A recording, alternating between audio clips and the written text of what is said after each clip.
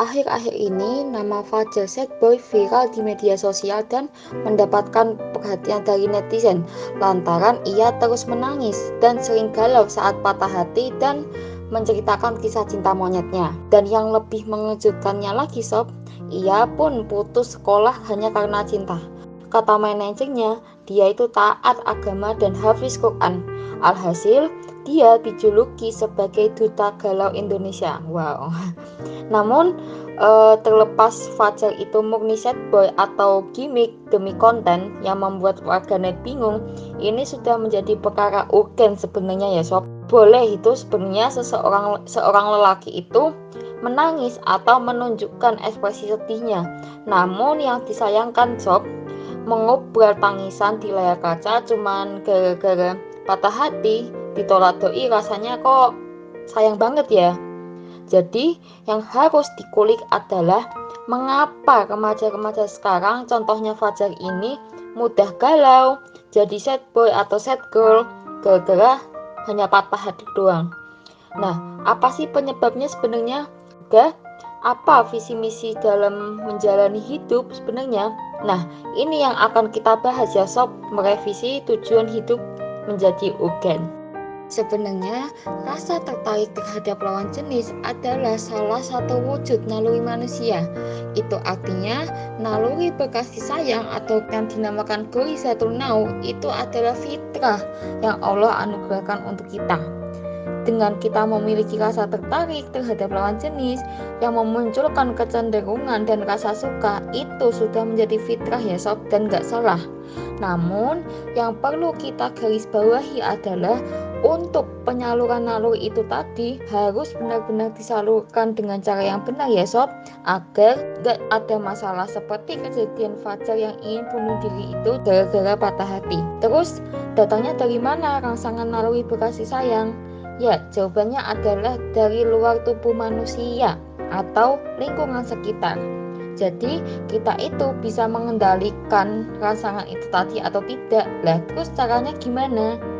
Jadi, yang harus kita sikapi sebenarnya adalah mengendalikan perasaan suka dengan menjaga atau membatasi interaksi dengan lawan jenis dan juga mengalihkan pikiran dan perhatian kita dari si doi.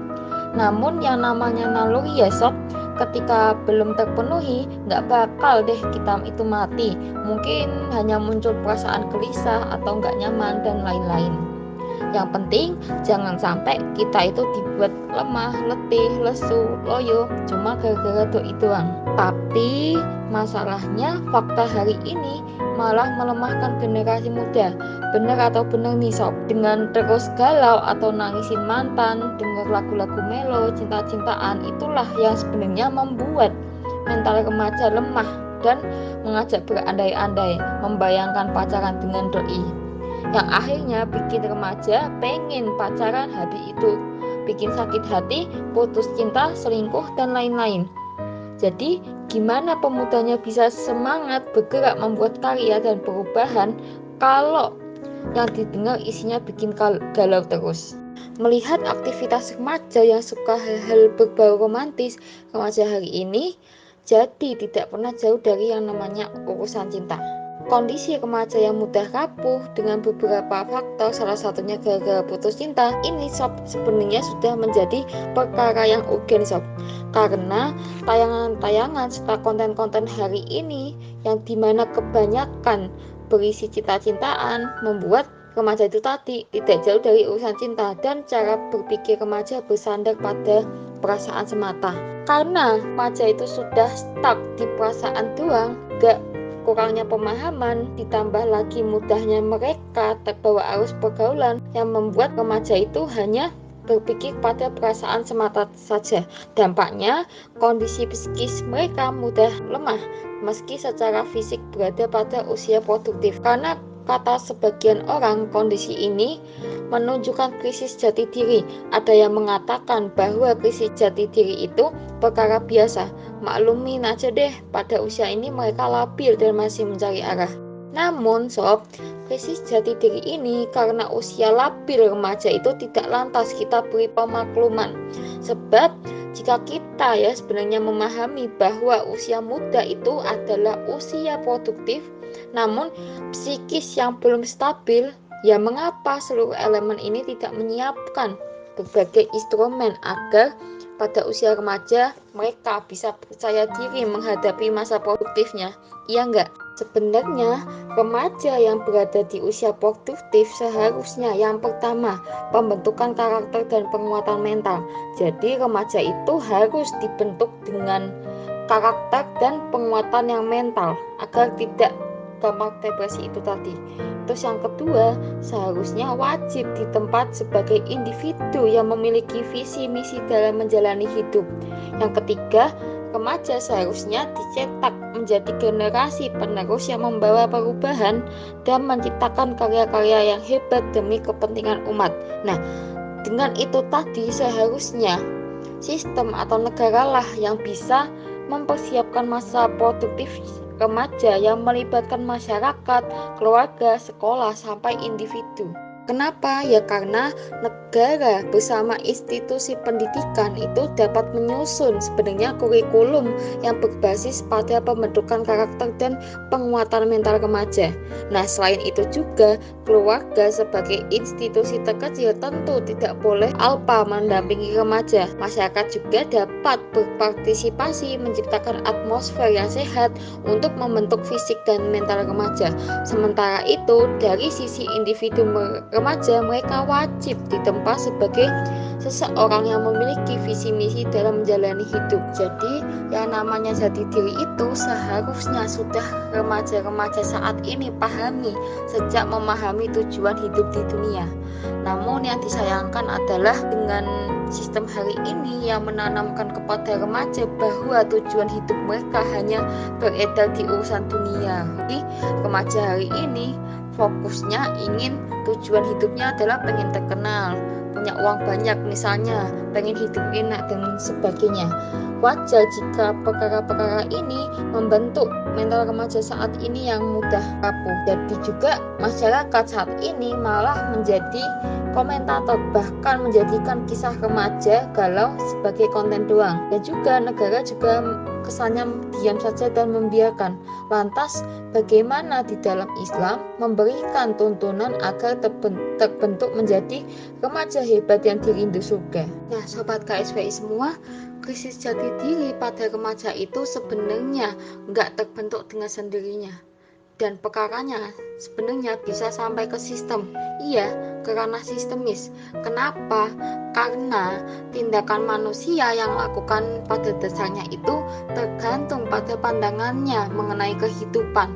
Pemahaman mengenai tujuan hidup inilah perkara mendasar yang sedikit banyak terbentuk oleh sistem yang berlaku. Oleh karenanya, pemahaman remaja mengenai 3 simpulan besar, yaitu dari mana dia berasal, apa tujuan hidupnya di dunia ini, dan hendak kemana setelah kehidupan dunia, inilah yang menjadi perkara penting yang akan menuntun setiap tindakan.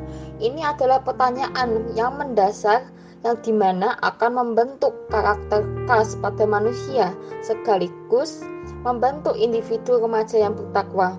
Lantas bagaimana menciptakan atmosfer masyarakat yang sehat, membentuk kurikulum yang akan membentuk karakter remaja yang khas, dan juga keluarga yang bisa menjadi ruang yang hangat untuk remaja. Nah, disinilah itu sebenarnya negara berperan dalam menciptakan ruangan yang kondusif. Jadi di dalam Islam itu karakter remaja yang kuat itu sebenarnya berawal dari sistem yang kondusif. Di dalam Islam, negara berperan dalam merumuskan kurikulum yang membentuk kepribadian Islam pada remaja. Makanya seluruh kurikulum pada usia sekolah senantiasa menuju pada akidah atau keyakinan. Ini adalah perkara yang mendasar, sob. Ibarat bangunan, akidah itu fondasi. Jadi kalau fondasinya kuat, insya Allah mental remaja tidak akan mudah rapuh. Di tengah-tengah masyarakat, nanti negara akan menerapkan sistem sosial yang sangat kondusif. Alhasil, istilah patah hati apalagi menjadi remaja yang mengumbar kisah cinta ala-ala sad boy nyaris tidak ada. Yang namanya pacaran saja tidak boleh, sob. Terus juga interaksi antara laki-laki dan perempuan akan negara atur agar tidak ada interaksi yang haram dalam timbangan syariat. Nah, sementara itu juga Keluarga berfungsi sebagai institusi awal yang akan mengenalkan anak-anak remaja mengenai akidah. Jadi sejak usia dini itu akan muncul berbagai pertanyaan yang berkaitan dengan fondasi kehidupan. Hal inilah yang akan berkembang seiring usia anak. Jadi dengan demikian, selain negara, keluarga memiliki peran besar dalam mendampingi anaknya hingga menginjak usia baliknya. Nah, Sobat KSBI semua, ternyata krisis jati diri pada remaja saat ini sifatnya sistemis.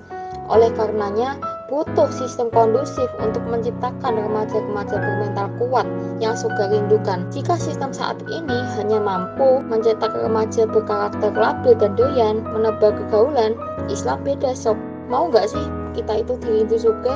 Nah, kembali ke tujuan hidup kita. Siap nggak nih sob merevisi tujuan hidup? Oleh karena itu, aktifkan diri kita senantiasa on dengan pemikiran Islam.